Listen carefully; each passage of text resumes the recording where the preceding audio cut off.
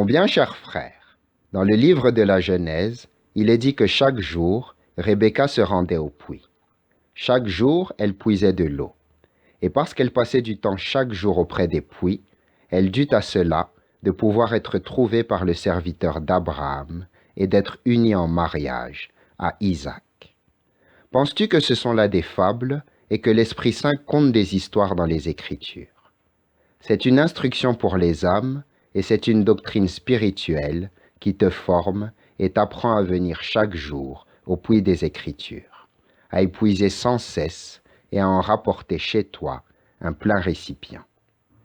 Ainsi faisait sainte Rebecca. Elle n'aurait pas pu épouser un aussi grand patriarche qu'Isaac, le fils de la promesse, si elle n'avait puisé ses eaux et si elle n'en avait puisé une quantité telle qu'elle pouvait donner à boire non seulement à ceux de chez elle, mais encore aux serviteurs d'Abraham. Sache aussi que tout est mystère dans l'Écriture.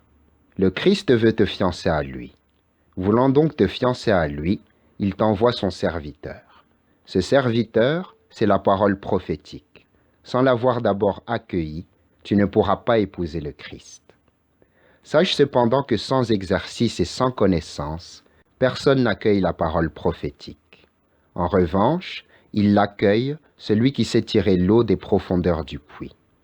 Par conséquent, si tu ne te rends pas chaque jour près des puits, si tu ne puises pas aux eaux chaque jour, tu endureras ce que le prophète Amos appelle la soif de la parole de Dieu.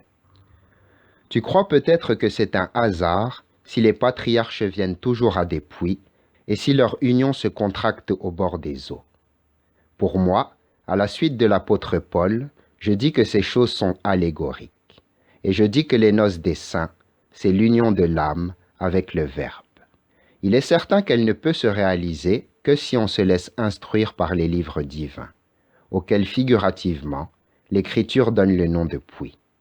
Quiconque vient à ces puits et en tire de l'eau, c'est-à-dire, méditant l'Écriture, perçoit un sens et une signification plus profonde, celui-là trouvera des noces dignes de Dieu, car son âme sera unie à lui. Amen.